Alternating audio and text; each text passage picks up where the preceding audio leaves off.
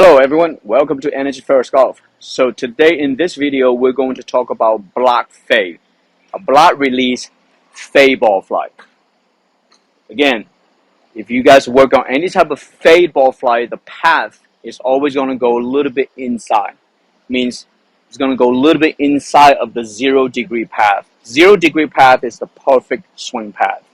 Okay, so we're going to talk about what I do and what's the requirement to do this type of ball flight, which is really a block fade is one of my personal favorite. It really keeps the ball in play. Now obviously it's not going to be as long as some of other shots like the draws, but it's a safe shot. It's a high percentage shot. It means it keeps the ball in play and it's really going to have a less, dispersion. The ball fly and the landing zone is going to be tighter. Okay, it's one of my really go-to shots when I have a tight, narrow fairway or small greens. Hello everyone, thank you for watching this video. We now have a personal swing analysis and also we offer personal instructional video. We have our own golf gloves, belts, shirts, hats, and bucket hats. If you're interested, please click on the Shopify link below. And don't forget to click like and subscribe to our channel. And please continue watching this video. Alright, so let's talk about what is block fade. Now we already know anytime when you swing a fade ball, the path is always going to be slightly inward, inside. When I say inside, it just means left of the 0-degree, right? Now a lot of times you will have either negative or positive. Positive would be on the right, negative would be on the left. So it's going to be inside the 0-degree path, which is the perfect path. So basically, we already know you can manipulate when I say manipulate means usage, left arm rotation release and right arm rotation release. Or again, if you have a synchronization, right? Again, the release muscle is not a power muscle, okay? So the movement is purely based on releasing. Because your power is going to come from your lower body, your hips and your core, the big muscles. Alright, so today just talk about what I do when I do a block fade. Okay? So basically for me, obviously, we already talked about all the loading, all the sequence. If you guys have any questions regarding everything else, please check out all of our videos. We talked about everything because everything we talk about now is really third stage, is the spin trajectory control. So what I do is when I have a ball right now, if I want to hit a block fade, I already know that my arms is going to be rotating through the ball. But the finishing path is going to go a little bit inward. So in other words, I will promote a little bit muscular pressure on my right side to create a little bit out to yin feeling. Okay? So let's give a shot right here. Block fade. Okay? There you go, right there. The ball went to the right. Now, obviously, I'm not aiming at anything. I'm just showing the pattern of a ball flight. Now, again, if you hear any other tour play, we'll talk about the stance, maybe the ball position where you're aiming.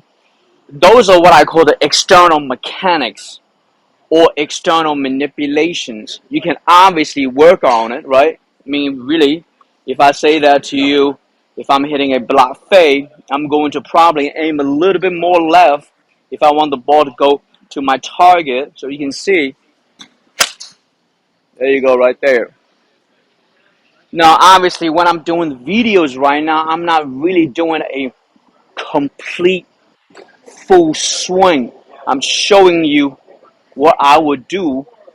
Again, loading, downswing body rotational sequence, release, right? So you can see the front view, I'm doing this, weight transfer, turning, then I will have a little bit more outside feeling of my hands on my right that's turning over here. So if you want to go to really technological terminology, so in other words, my vertical path. It's gonna go in. It's gonna go in a little bit and up, right?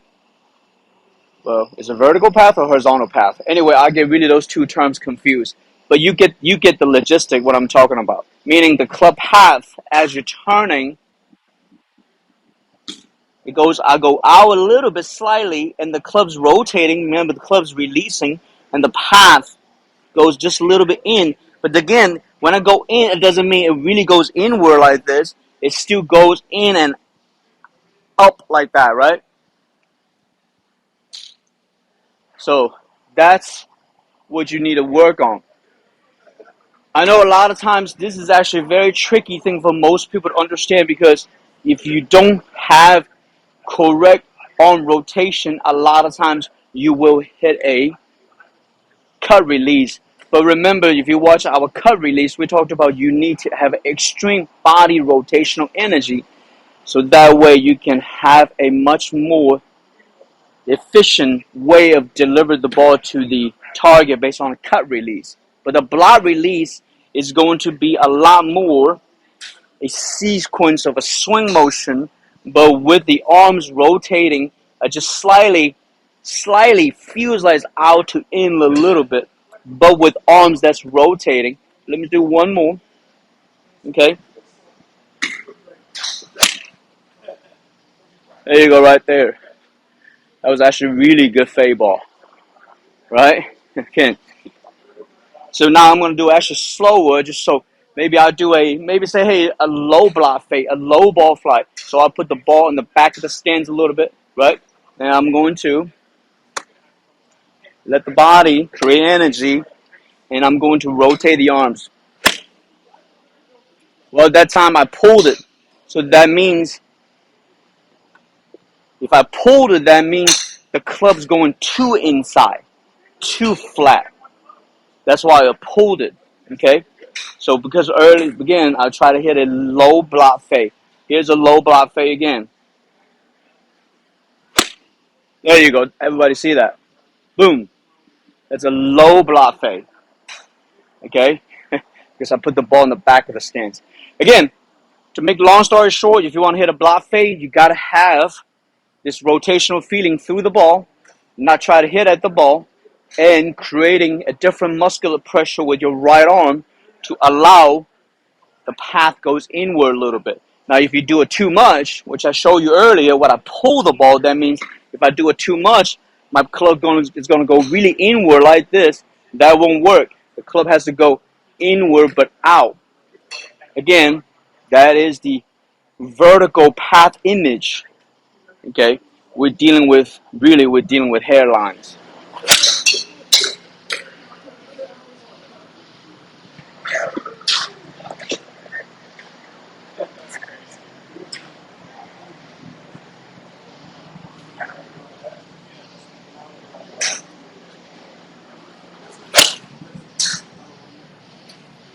All right, so that's called the block fade.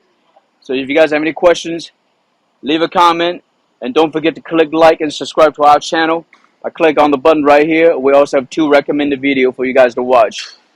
Man, I actually do love just swinging block fades. It just feels really comfortable, because I know the ball is going to be in play. Because again, the ball went to the right, but remember, that's not a slice. All I have to do is just aim a little bit left of the target to create a little bit more consistency where the ball is going to land. Because like I said, the dispersion is going to be a lot tighter. Let's do one more.